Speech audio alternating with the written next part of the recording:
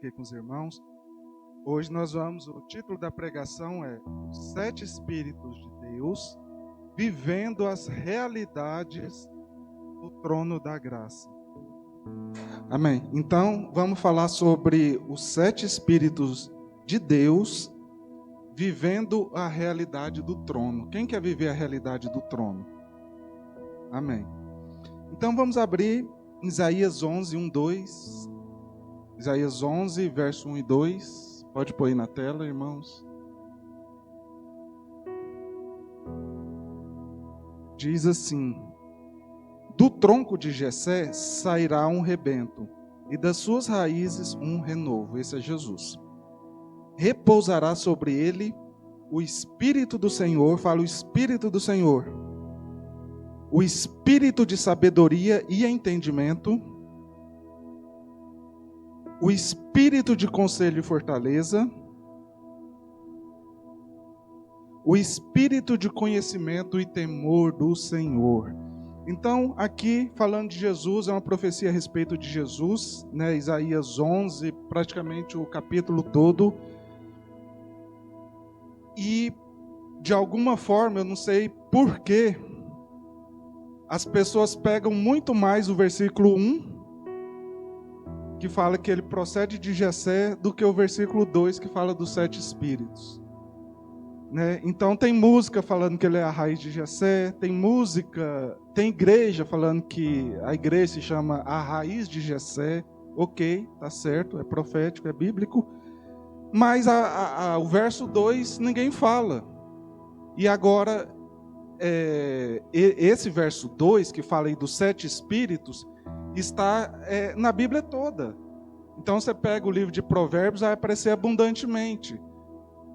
Né? Provérbios 2, Provérbios 8, você pega os Salmos. Tem vários textos que falam sobre os 7 olhos do Senhor em toda a terra, mas a igreja não está falando. Só que quando chega em Apocalipse, aliás, antes de Apocalipse, também Efésios 1, aquela oração de Paulo, ele está, na verdade, ministrando essas 7 características aqui. Né? Eu oro para que vocês tenham espírito de sabedoria e revelação. Né? Ele ora para conhecer o poder, que é um dos espíritos aqui. Ele fala sobre revelação da aliança, que é o conselho de Deus. Então, só que em Apocalipse, que aí é o livro assim, que vai pegar mais relevância agora, à medida que se aproxima o dia. Então Jesus escancara essa revelação e ele fala abertamente sobre isso. Então vamos a Apocalipse 1, verso 4, a primeira menção. Né, assim, não tinha então, muito embora a Bíblia falasse dessas 7 expressões, dessas 7 características, desses 7 espíritos, não tinha a palavra assim, 7 espíritos.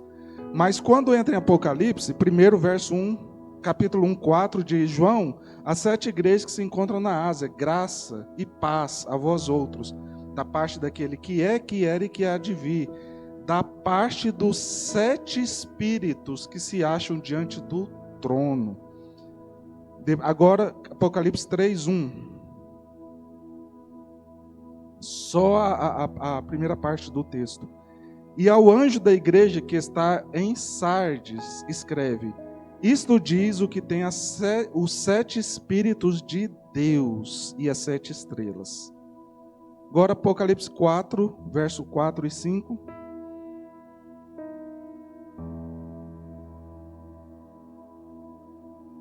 Ao redor do trono, há também 24 tronos e assentados neles 24 anciãos vestidos brancos, em cujas cabeças estão coroas de ouro. Do trono saem relâmpagos, vozes e trovões. Diante do trono ardem 7 tochas de fogo. Fala 7 tochas. Que são os 7 espíritos de Deus. Agora, vira a página, Apocalipse 5, verso 6. Então vai falar de Jesus de um jeito que o diabo gosta de se pintar. Né? Porque ele quer está no lugar de Cristo. Então vi no meio do trono e dos 4 seres viventes e entre os anciãos, de pé, um cordeiro, como tendo sido morto. Ele tinha 7 chifres, 7 olhos, que são os 7 Espíritos de Deus enviados sobre toda a terra. Então, irmãos, você já viu como que o diabo se pinta em todas as religiões? Ele sempre tem chifres e sempre tem olhos, ou pelo menos um olho. Diz que é o olho que tudo vê. Mas, na verdade, na Bíblia, o chifre, ele é um símbolo de autoridade e os olhos são um símbolo de onisciência. Então, o que só Jesus tem, o diabo tenta pintar para ele. Mas então, a Bíblia aqui está falando desses 7 espíritos, e no último texto que nós lemos, ele faz, no penúltimo, em Apocalipse 4, 4 e 5, ele coloca 7 chamas de fogo, e aí ele faz uma conexão muito clara com outro símbolo que aparece muito no livro de Apocalipse, que é aquele castiçal de ouro, o candelabro. Põe a imagem aí, irmão. Põe lá a imagem da nossa menorá de ouro, irmão. Então, um dos utensílios mais importantes no tabernáculo era parecido com isso aí. Os judeus chamam de menorá. Então, essa menorá de ouro era um símbolo do Espírito Santo. Então, e ele também é um símbolo da árvore da vida. Parece que olhando assim é um ícone, né, de uma árvore. Então, ela tem cheia de flores de amêndoa. E esse florescer na Bíblia, ele fala de autoridade, tá bom? De novo, assim como o cordeiro tinha os 7 chifres. Lembra lá, tinha um episódio na época de Moisés, que tinha um povo rebelde, e falava assim, Deus fala comigo, não é só com você e tal. E eles estavam num outro momento, mas o levante deles foi uma atitude de rebeldia, e Deus deu orientação para Moisés. Fala assim, pega uma vara para cada uma das 12 tribos e coloca diante da tenda. No outro dia, uma delas vai florescer. Você escreve o nome, né, de quem, só que na tribo de Levi você escreve Arão, o nome de Arão.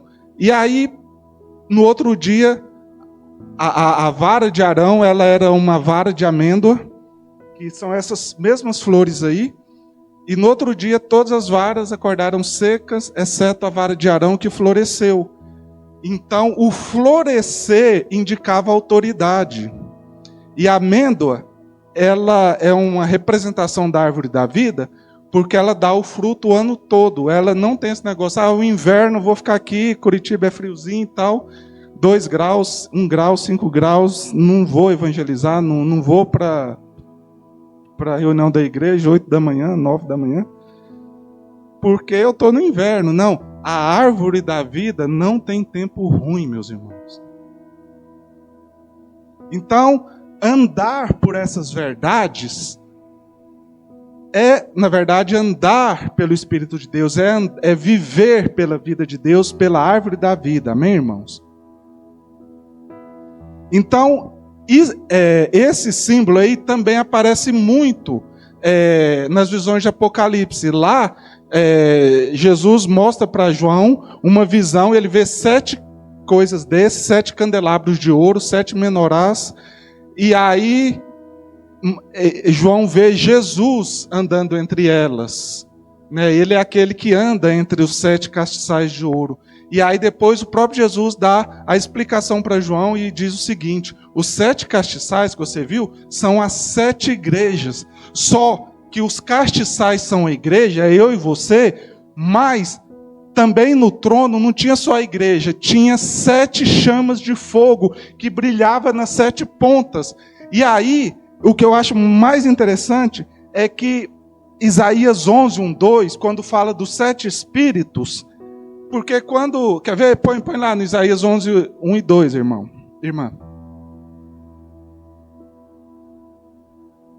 percebe aí que quando, né, na língua portuguesa, quando nós estamos listando vários tópicos, a gente fala assim, tópico 1, tópico 2, tópico 3, aí você acaba no 4 e tópico 4. O i só vem no final, o resto é tudo vírgula. Aqui não. Aqui ele fala, o Espírito do Senhor repousará sobre ele. Aí, em outras versões, deixa eu ler a minha versão. Repousará sobre ele o Espírito do Senhor, vírgula.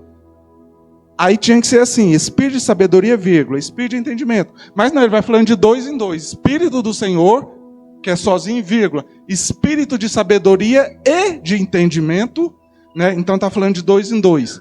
O Espírito de conselho e poder, vírgula, o Espírito de conhecimento e de temor. Então volta para a figura. E a figura também vai nos dar, porque você percebe que lá em Apocalipse aparece o castiçal, que é a igreja. Jesus fala que é a igreja, mas tem 7 chamas que precisa queimar na igreja. Então volta para a figura lá, irmã, por favor. Figura. Então, da mesma forma, você tem a haste central. Se eu vou tratar isso aí como a árvore da vida, então essa haste central é o tronco. Então é o Senhor, o Espírito do Senhor. Então, a primeira, assim, só abrir um parênteses aqui, Coríntios diz que há um só Deus, um só batismo e um só Espírito. Tem um só Espírito. Só que o que a Bíblia está nos ensinando é que esse Espírito único tem 7 expressões, 7 funções e 7 características. Mas a árvore é a mesma. Esse castiçal aí, ele tinha que ser feito, ele era de ouro puro, tá bom? Gastava 40 quilos de ouro para fazer um negócio desse. Dá mais ou menos 25 milhões de reais. Então, se você que está aqui, se você é o Indiana Jones, está liberado, pode sair pelaquela porta ali e vai procurar os seus 25 milhões. Mas, se você não é, fica aqui que tem algo que vale muito mais do que 25 milhões. Amém, irmãos? Então, o que é o Espírito do Senhor?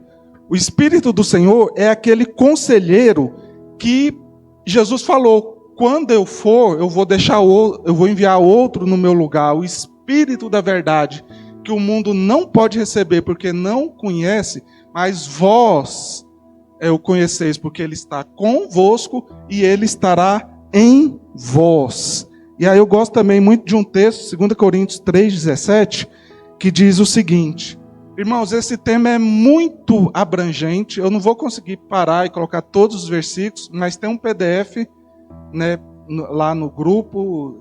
Se alguém não recebeu, pede para o facilitador, né? Então fala assim, ora, o Senhor, deixa eu falar uma coisa, toda vez que a Bíblia fala o Senhor, está se referindo a Jesus, porque ele é o Senhor da igreja, né? O Senhor Jesus Cristo. O Senhor é o Espírito. Então, o Senhor é o Espírito. E onde está o Espírito do Senhor, aí há liberdade. Então, o Espírito do Senhor, nós já recebemos quando nascemos de novo. Semana passada, várias pessoas aqui aceitaram Jesus, entregaram suas vidas. Naquele momento, ela recebeu o Espírito. Jesus também, quando morreu e ressuscitou, ele chegou para os discípulos e soprou o Espírito. A partir daquele momento, os discípulos receberam o Espírito Santo dentro. Então, isso nos leva para a primeira experiência com o Espírito Santo, que é o que Jesus falou em João 4,14 para a mulher, né, samaritana. Ele falou, aquele, porém, que beber da água que eu lhe der, nunca mais terá sede. Pelo contrário, a água que eu lhe der será nele uma fonte que jorra para onde? Para a vida eterna. Esse é o AP que o Edilio fala. Então, quando você nasce de novo, antes de batizar nas águas, antes de receber o batismo do Espírito Santo, você já tem essa fonte que te conecta com a vida eterna e te permite ter comunhão com o Pai. Isso é o seu lugar secreto, isso é o seu dia a dia, você andando na rua, você trancado no quarto, você no ônibus, você onde quer que seja. Só que Jesus também, ele desde o ventre de Maria, ele já tinha o Espírito Santo dentro dele. Mas existia uma experiência que a Bíblia falava, em Isaías 61, que fala que o Espírito do Senhor está sobre mim. Então, deixa eu trazer duas realidades. Uma é do Espírito dentro, que é o que possibilita o app, né? É por isso que você pode ter comunhão com Deus, por isso que nós juntos podemos adorar ao mesmo Deus e Ele fluir no nosso meio, ou lá na sua casa e tal, né? Você sozinho. Mas tem a experiência do Espírito sobre. São aqueles momentos sobrenaturais que o Espírito Santo vem, e aí a experiência de João 7,38, aí está falando de águas também que fluem, mas já não é uma fonte que flui para cima, porque fonte fala de algo assim, suave, né, de uma experiência íntima, de algo pessoal. Mas aí, em João 7,38, Jesus fala: quem crê em mim, como diz a Escritura, do seu interior fluirão rios de água viva. Então esse já não é o up, esse é o out, esse é o para fora, porque todos nós somos chamados para ter essa experiência a hora que o Espírito Santo vem sobre, né? E é o que Jesus, e parece, né, antes, pelo menos quando eu achava assim, o Espírito sobre, era só uma coisa do Velho Testamento, que ele vinha sobre e saía e nunca mais, e talvez nunca mais manifestava, ou só a hora que ele queria manifestar. Mas no Novo Testamento a gente tem o Espírito dentro, e eu achava que não precisava ter o Espírito sobre. Mas a profecia de Isaías diz, 61, diz: o Espírito do Senhor está sobre mim. E aí lá está falando da unção que Jesus tinha para libertar os cativos, para curar os enfermos, né, para proclamar libertação. Então nós precisamos sim dos momentos que o poder de Deus vem sobre, para fluir do interior como rios de água viva, sabe? Então, volta para a figura, então, quando eu estou só na haste central, é o essencial, aquilo lá é o tronco, eu já tenho o Espírito do Senhor dentro de mim. Eu posso me prostrar diante dele no meu lugar secreto, ou até deitado, ou andando, e adorá-lo, e tocar na presença. Eu nasci de novo, agora a minha consciência está viva, a minha intuição, eu posso ouvir a Deus. Mas ele também falou, no dia que ele soprou, que ele ressuscitou, que ele chegou lá, ele atravessou a parede com o corpo glorificado dele. Eu sou louco para fazer isso um dia. E falou, Shalom. E eles se assustaram e tal, e falou, sou eu. Ainda falou para Tomé, toca aqui que sou eu. Mas ali ele sopra o Espírito. Mas no dia que ele soprou o Espírito, não estava tudo completo, assim, para eles saírem e pregar o Evangelho. Porque ele tinha falado, em Atos 1, receberão poder quando descerem sobre vós o Espírito Santo. E esse sobre desceu em Pentecostes, e aí fala, o Espírito Santo desceu sobre eles com línguas de fogo. E aí eles saíram com ousadia para pregar o Evangelho, para curar os enfermos. Esse é o Espírito sobre. E aí, essas outras 6 lâmpadas, eu já falei da central, que é o Espírito Santo, né? Se alguém quiser, os facilitadores quiserem pegar esse PDF e ir ministrando assim durante as semanas, estejam livres, né? Hoje não vai dar tempo de falar tudo, mas quando eu falo das hastes, ou dos ramos da árvore, dos galhos da árvore, aí eu estou falando dessa manifestação que não é só para mim, ela é o out, né? Ela é para abençoar as pessoas também, né? E tem vezes que é na minha experiência pessoal. Então, só que assim como lá no Isaías 11, ele vai falando das características de 2 a 2, né? Então, ele fala, né, espírito de sabedoria e de revelação, espírito de conselho e poder, espírito de conhecimento e de temor de Deus. Se você volta, isso aí mesmo, obrigado, volta para a figura.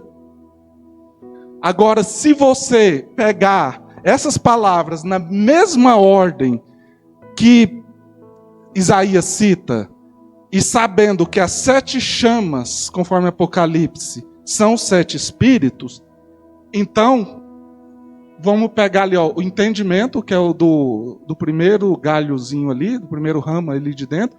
É entendimento. O que é entendimento? Revelação da palavra. Entendimento e sabedoria. Percebe que o entendimento e a sabedoria andam juntos? Então, esse castiçal aí tinha um negócio que o sacerdote ele tinha que manter ele cheio de azeite o ano todo. Ele nunca, um dia sequer podia parar de queimar. É interessante que quando fala do Espírito Santo, de atitudes que nós podemos fazer para impedir o mover do Espírito Santo nas nossas vidas, Paulo fala assim, não apagueis o Espírito. Não extingais o Espírito. Né? Então, ele usa essa figura. Né? Porque o fogo nunca pode apagar. Nunca, nunca, nunca, nunca. E o sacerdote tinha que manter. Então, talvez aí, você que está aí sentado, pode estar pensando assim, eu sabia que eu queria que tivesse mesmo mais fogo na igreja, mas só pode ser culpa do Cleberson e do Anderson, aqueles que não deixam o fogo assim aumentar. Mas deixa eu falar uma coisa, irmãos. No tabernáculo, cada família, ela tinha que trazer uma porção de azeite para o tabernáculo, cada família, cada um, cada filho, cada pai, para que aquilo ficasse queimando o ano todo. Então, os sacerdotes da tribo de Levi faziam o trabalho. Mas deixa eu falar, na nova aliança, não tem tribo de Levi, não tem um grupo de sacerdotes. Nós somos uma nação de sacerdotes. Cada um. Então, você quer que o fogo na sua igreja aumente? Traga mais azeite, meu irmão.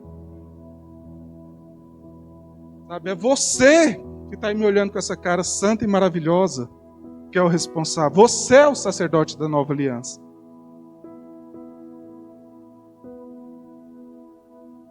Então, o que a Bíblia está falando ali é que o mesmo azeite que queima para o entendimento, ele tem que queimar na sabedoria também. Por exemplo, se você tem entendimento da palavra, mas não tem humildade, não vai dar certo.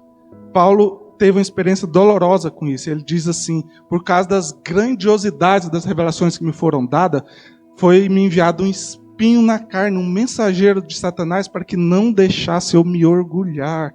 Então, o entendimento tem que andar junto com a sabedoria. O entendimento é a revelação. A sabedoria vai te ensinar a aplicar a revelação na sua vida. Né? A sabedoria vai te ensinar a andar em humildade. A sabedoria vai deixar o entendimento não ser em vão. Sabe? A sabedoria vai te ajudar a comunicar aquelas verdades que você entendeu para outras pessoas, a repartir com os irmãos. E o que é a sabedoria, irmãos? Sabedoria, Paulo fala que é a cruz, que a cruz é loucura para o mundo, mas para nós é sabedoria. Cristo foi feito para nós sabedoria. Então, a sabedoria de Deus, o sinal dela, que hoje está muito claro assim, né, 0 ou 1, assim, o joio e o trigo, né? Os princípios do mundo, os princípios de Deus, está muito escancarado assim, na mídia, na internet, tudo quanto é lugar.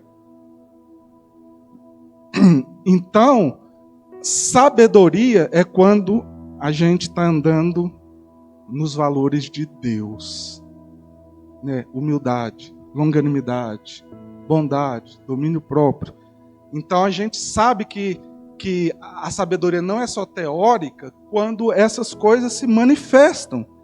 E aí o segundo ramo lá, mas lembre-se, o mesmo azeite que queima para o entendimento tem que queimar para a sabedoria, senão o negócio está entupido ali. Né? Porque o caninho ali é um só, tá vendo ali? É entendimento e sabedoria. Por isso que Paulo ora. Eu oro para que vocês sejam cheios do espírito de sabedoria e revelação. Segundo ramo, aí eu vou ter o poder de um lado e o conselho do outro. O exemplo mais simples disso, irmãos, é quando Deus revela para alguém, fala assim, tem aqui alguém com câncer, é um pregador, veio de fora, não conhece ninguém, e fala, tem alguém com câncer, a pessoa se levanta e vem. Então, quando Deus falou, está aqui alguém com câncer, esse é o conselho, mas quando a pessoa vem na frente, a pessoa é curada, esse é o poder. Então, conselho, outra palavra para ela é intimidade. Intimidade tem que estar junto com poder. E sempre acontece. sempre acontece também, e isso acontece muito, eu dou esse exemplo aqui de público, assim, de cura e tal, porque quando a gente tem os 7 Espíritos de Deus fluindo de forma madura, a consequência é que nós vamos ter o mover dos 9 dons espirituais abundantemente. Mas, espírito de conselho e poder não é só para com os outros. Como eu falei, ele é o rio que flui para fora.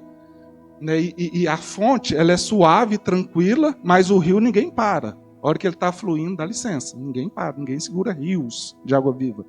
Né? Mas ele também funciona para a sua vida pessoal. Então, por exemplo, esse exemplo que eu já tive a experiência várias vezes, mas eu vou citar o exemplo que o Cleberson já deu aqui, do Reiner, que ele estava entrando em depressão e ele foi para o lugar secreto dele. Ele não falou assim, eu vou fazer um jejum de 21 dias. Ele queria que fosse 2 horas, mas ele precisava de tocar no conselho de Deus. Né? Os irmãos antigos falavam assim, entrar no reino do Espírito e só sair quando eu tocar na minha resposta. Esse é o conselho de Deus. Né? Aí depois dos 21 dias ele encontrou o conselho, Deus brilhou, Deus falou, ou quem sabe Deus até enviou um anjo, a gente não sabe como é que foi, mas a verdade é, depois que ele alcançou o conselho de Deus, ele já se levantou em poder e totalmente curado, e a depressão nunca mais voltou, porque o conselho está numa ponta e o poder na outra. Não existe um sem o outro. Lembra da batalha de Josué lá contra Jericó? Deus deu a fita para eles de tudo que ia acontecer, que eles iam rodear, dar a volta 7 dias, tocar trombeta, não sei o que e tal, e as muralhas iam cair. E assim, eles não tinham feito nada disso ainda, mas eles ouviram o conselho de Deus, sabe? E aí eles agiram como se já fosse. Eles já saíram com alegria, com fé, tocando a trombeta, marchando, porque na cabeça deles já aconteceu. Né? Porque o conselho de Deus te dá uma paz que excede todo o entendimento e uma garantia de que aquilo já virou verdade na sua vida. Então, antes de derrubar as muralhas, você precisa ver as muralhas caídas. Antes de ser pai de uma multidão, você precisa visualizar, pelo menos sendo pai de um. Então, tudo é pela fé. Né? Só que a fé verdadeira, né? Jesus falou assim, tendes fé em Deus, e no original é tendes a fé de Deus. Então, existe a sua fé, que é pequena. Imagina assim, você tem que ir daqui a São Paulo a pé. Você só tem fé para ir até aqui na BR. E olha lá. Mas, quando você não sai agindo à torta e à direita, sabe, você não foi para São Paulo porque você inventou de ir, mas você ouviu a voz do Senhor. Ouviu o conselho do Senhor. Antes de você pisar na BR, você já está lá, irmãos. Antes de pisar na Regis, você já está na outra ponta da Regis. Então, o conselho de Deus, ele produz a fé que traz existência às coisas. É por isso que a Bíblia fala, a fé vem pelo ouvir a palavra e a palavra de Deus. Então, no primeiro, palavra é logos, que é a promessa escrita. Mas no segundo, lá no original, é o rema. Então, a fé vem pelo ouvir o logos e ouvir o rema. O rema é o conselho, é a palavra que sai da boca. Jesus falou, trabalhar pelo alimento que só o meu Pai pode dar. O próprio Jesus falou, não só de pão viverá o homem, mas de toda palavra que sai da boca. Então, o conselho não é a palavra que um dia procedeu de Deus, mas é a palavra que procede agora no seu coração. Ela já traz com si o poder. E sobre poder eu quero ler só mais um texto. 2 Pedro 1,3. Coloca esse aí, irmão. Coloca 2 Pedro 1,3.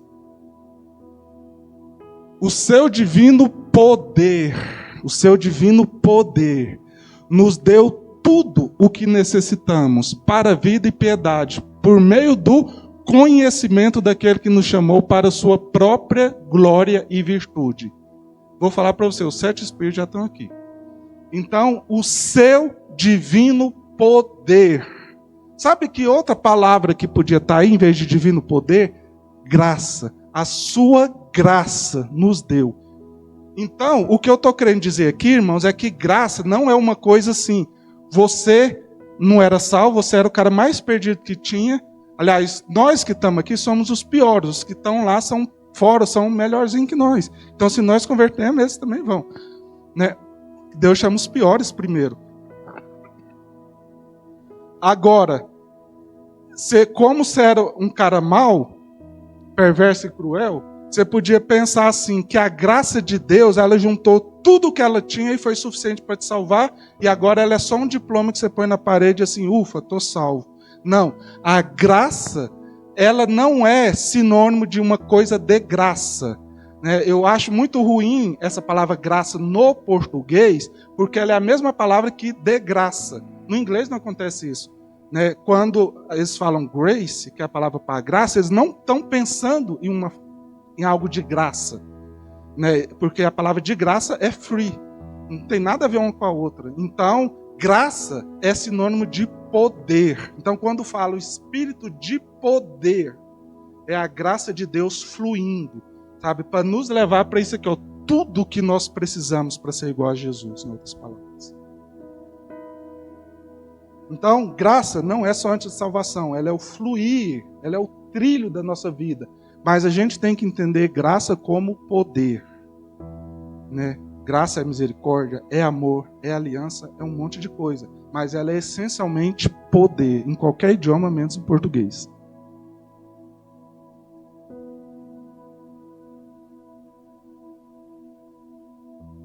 Então, volta para a imagem, irmã. Aí o terceiro ramo, temor do Senhor e conhecimento. Temor de um lado, conhecimento de Deus no outro. E o temor é uma das coisas menos entendidas no corpo de Cristo.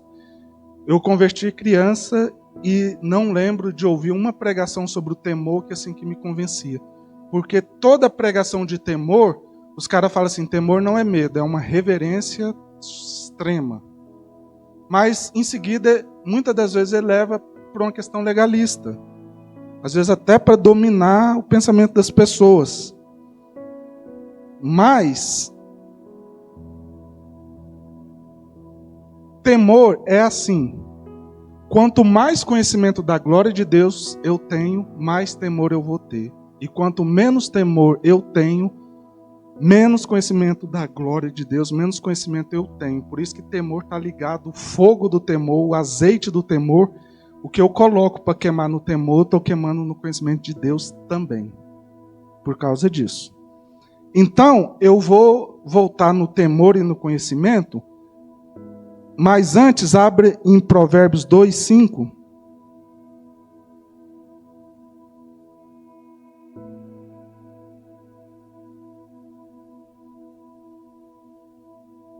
Deixa eu falar uma coisa, o temor você não vai entender em nenhum curso. Nem se você ouvir todas as pregações do John Bevere, vão ser ótimas, vão te, mover naquela direção de buscar o temor, mas você não vai entender o temor com nada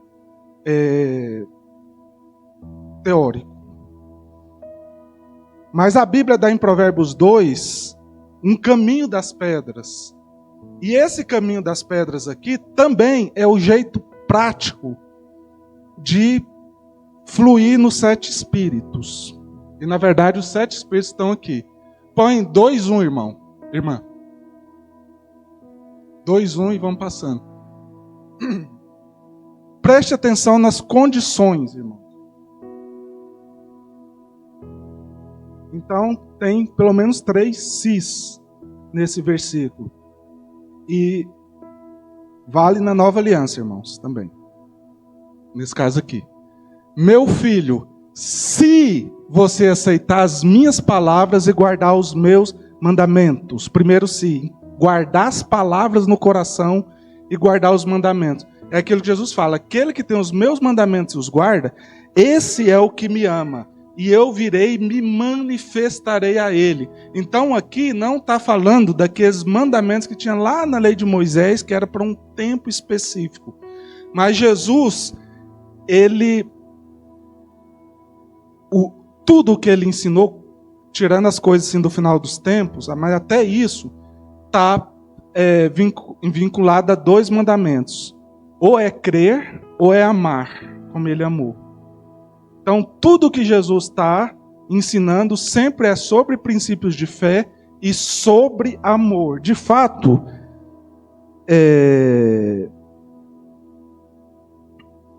eu não sei se eu anotei o versículo aqui.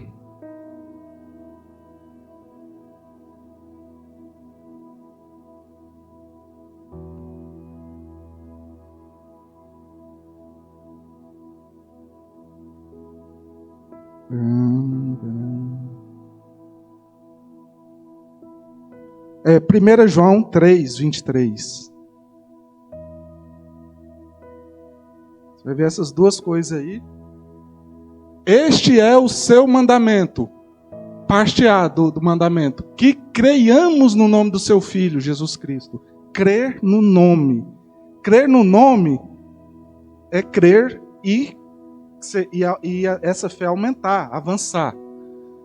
E que amemos uns aos outros como ele nos ordenou. Então é crer e amar.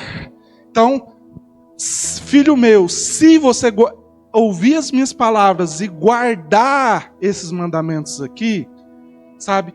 E aí você vai ver se eu tenho esse mandamento aqui, que é dividido em 2 partes, crer e amar. Né? Sem fé é impossível agradar a Deus, e sem amor tudo, né? Paulo fala que não adianta nada.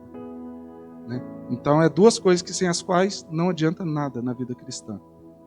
Só que se você abrir o Novo Testamento, você vai ver vários e vários verbos no infinitivo. O que é infinitivo? Não, no imperativo. O que é imperativo? É uma ordenança, é ou não é? Então, por exemplo, a Bíblia fala assim: não vos embriagueis com vinho, mas enchei-vos do Espírito. Encher é um mandamento. Aí Jesus fala: ide por todo mundo, ide é um mandamento. Né? E tem mandamentos em relação à humildade, em relação a várias coisas. Na verdade, é por que tem essas coisas no Novo Testamento? Porque para nós, fé e amor são 2 coisas subjetivas. Se a gente falar assim, fale um substantivo abstrato, alguém pode se levantar assim, de acordo com o nosso entendimento: amor e fé. Um cara pode crer de um jeito, outro pode do outro, outro pode amar de um jeito, outro pode amar de outro. Só que o Novo Testamento tem instruções que falam assim: você vai amar, mas é desse jeito aqui. Se não tiver humildade, se não tiver bondade, se não tiver alegria, se não tiver generosidade, né? Se você quer amar o próximo, mas você não se enche do Espírito, como é que você vai ministrar na vida dele? Então ele fala: enchei-vos. Então, o que Jesus e os apóstolos ensinam, na verdade, assim, eles pegam o ensino do Sermão do Monte e viram do avesso nas epístolas, né? Jesus fala muito de humildade, mansidão e longanimidade, e Paulo começa, por exemplo, Efésios 4, orientando para andar de modo digno do Senhor, com humildade, mansidão e longanimidade. Então, mansidão e humildade e longanimidade é o jeito que Jesus falou: amar é isso aqui. Então, voltando lá em Provérbios 2. Irmãos, eu estou sendo assim, a jato, para não ficar fora. Mas assim, eu peço, peguem o PDF, leiam, meditem. Vocês têm o Espírito Santo dentro de você para dar entendimento.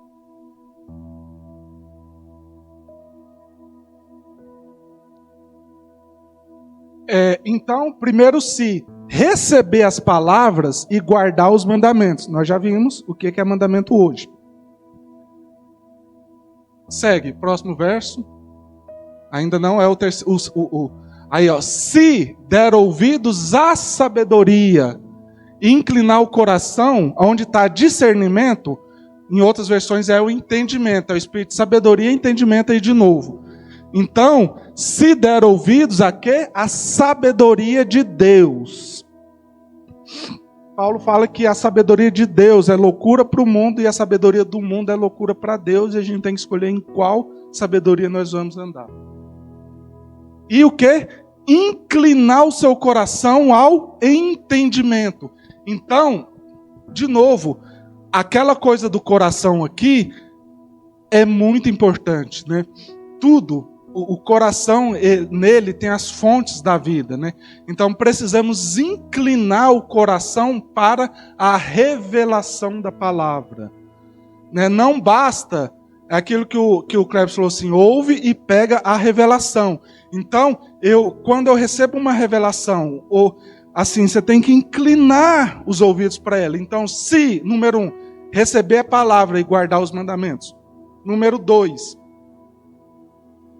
inclinar o seu coração para a sabedoria e para a revelação. Não é... O que é inclinar? Você recebe de Deus, ou recebe através de alguém ministrando uma palavra, você inclinar o coração para aquilo. Você não deixar ficar como algo banal. Olha para cá, irmãos. Não, sabe, não é você perder, deixa o seu coração assim à vontade com aquilo, inclinado, sabe? Abraça a revelação. Próximo. Sim. Se você pedir o quê? Inteligência, aqui está falando de coisa espiritual, e gritar por entendimento. Opa! Então, alguém pode dizer assim, eu não preciso de orar por entendimento, porque Paulo já está lá orando por mim na Bíblia.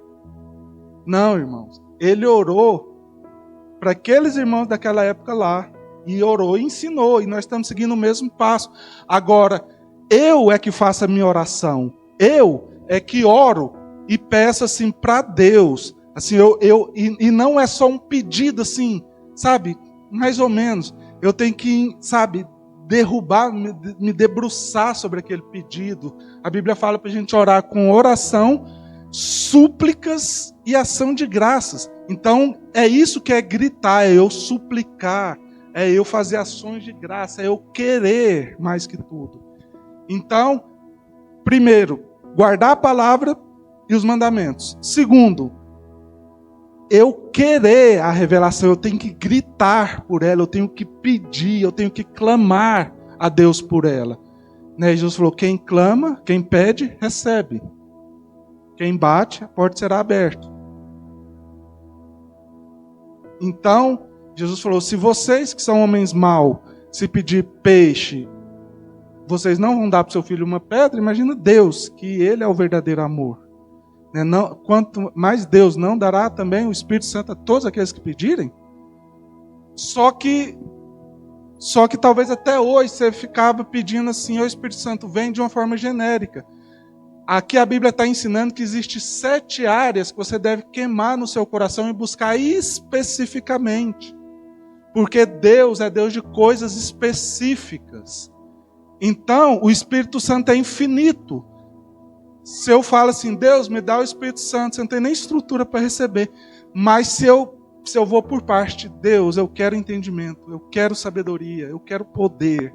Sabe, vai usando os textos e meditando e deixando os olhos queimar em cada partezinha lá da árvore. Não precisa de colocar não.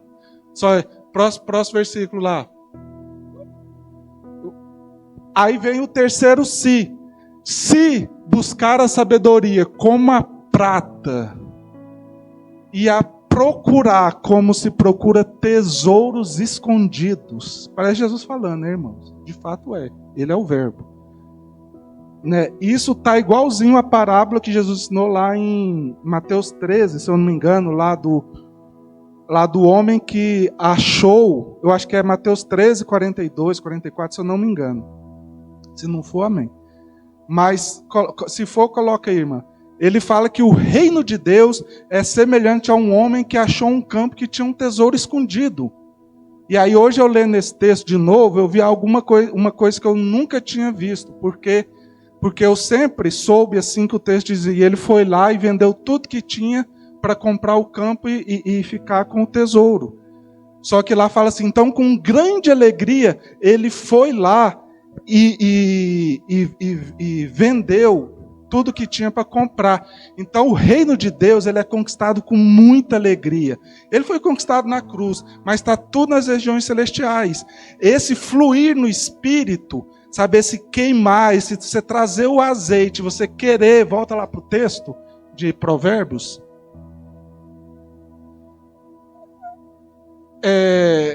Aí, que fala, certo homem tendo encontrado, escondeu de novo, então cheio de alegria foi e vendeu. O reino de Deus, ele é cheio de alegria.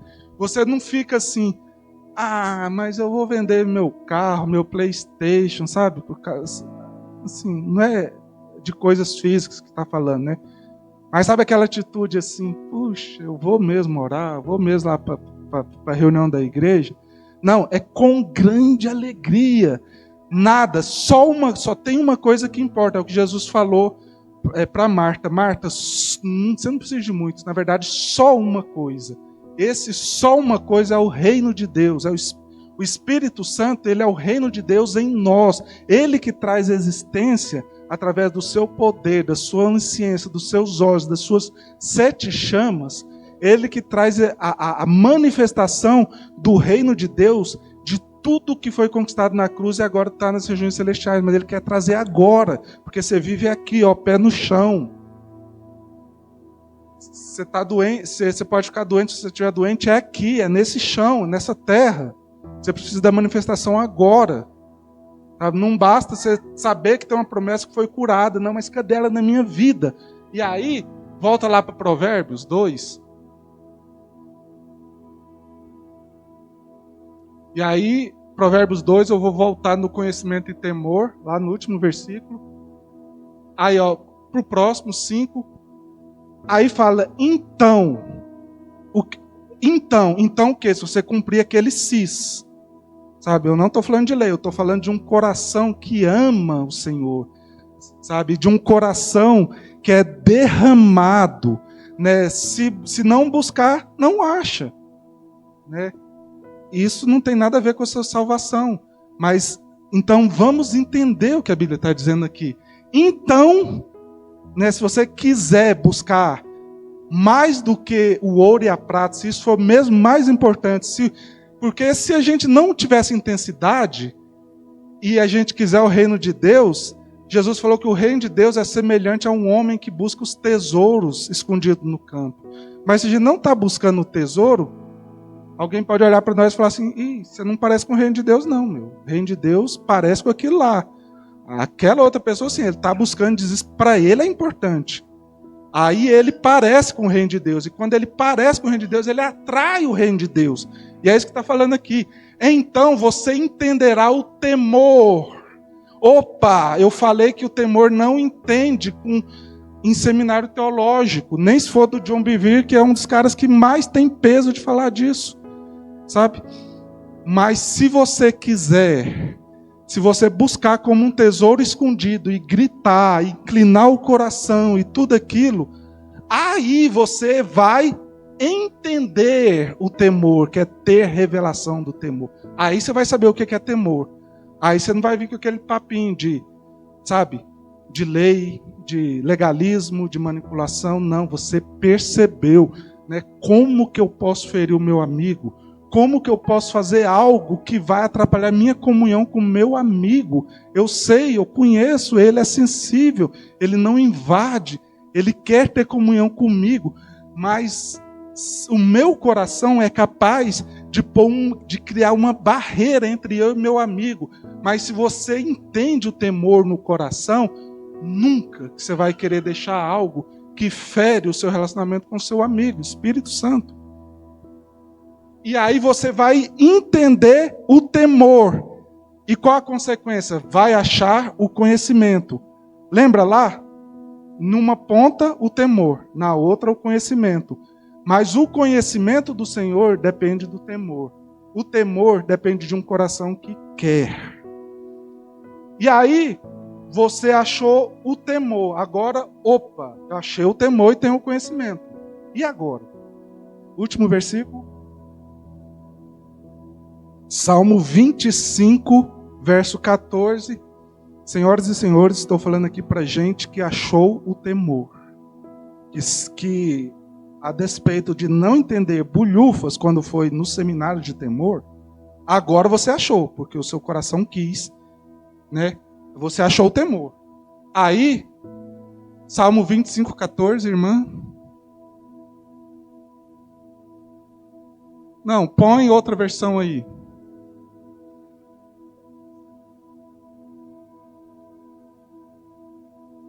Não, põe outra.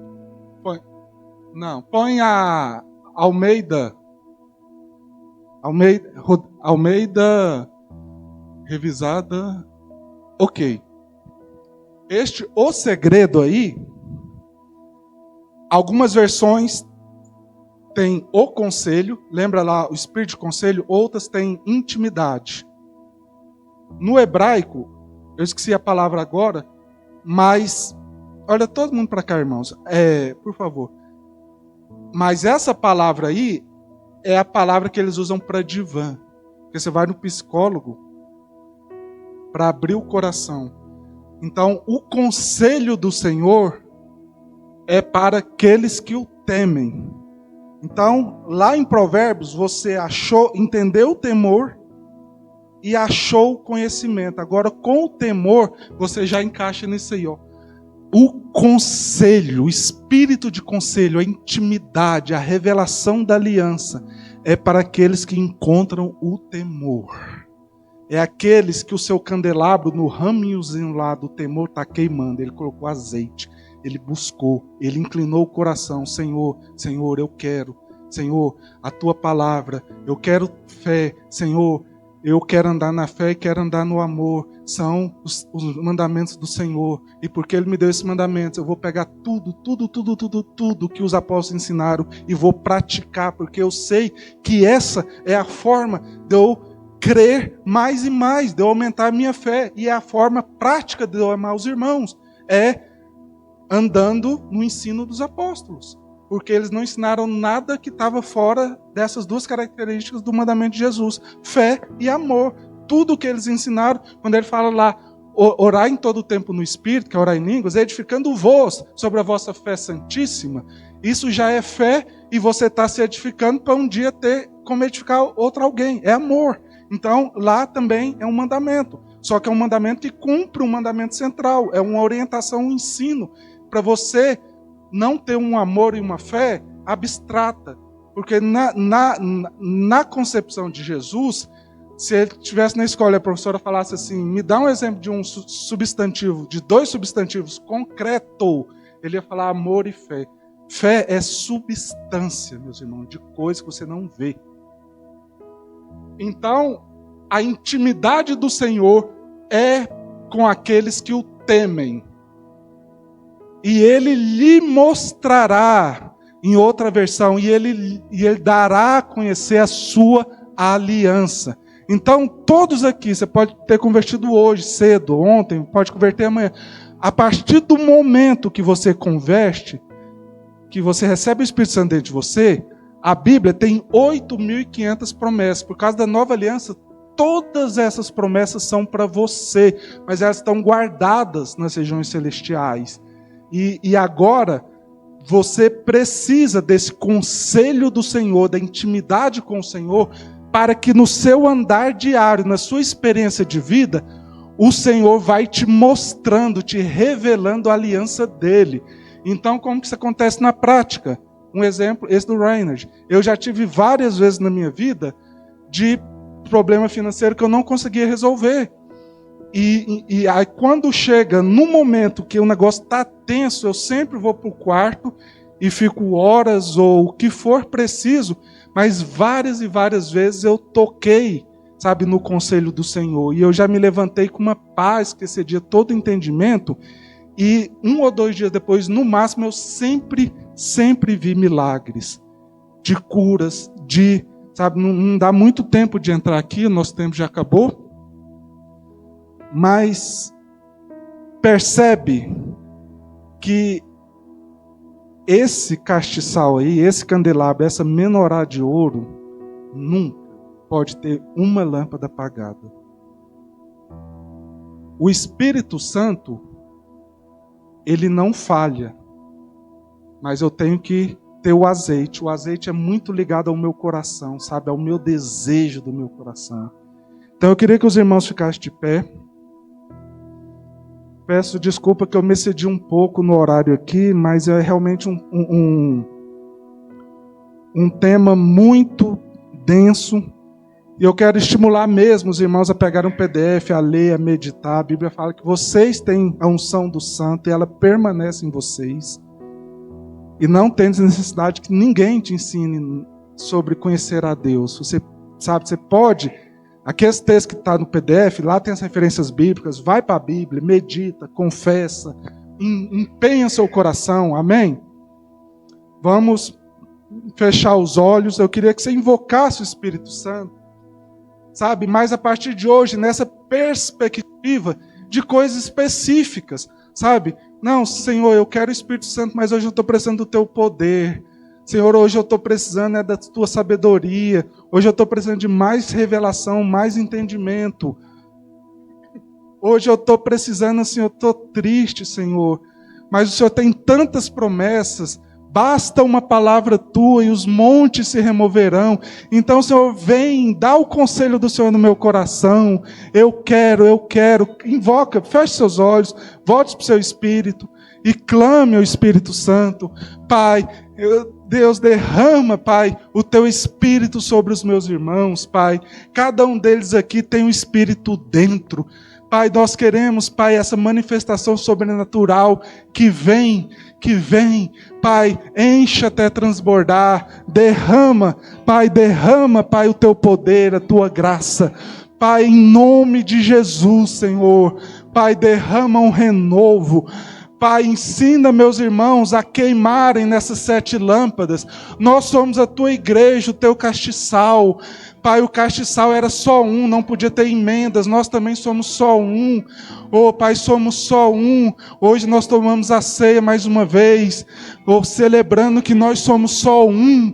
Nós somos um em Cristo, mas que o teu fogo que arde nessas 7 chamas, que possa queimar agora no coração de cada irmão, de cada irmã, Senhor.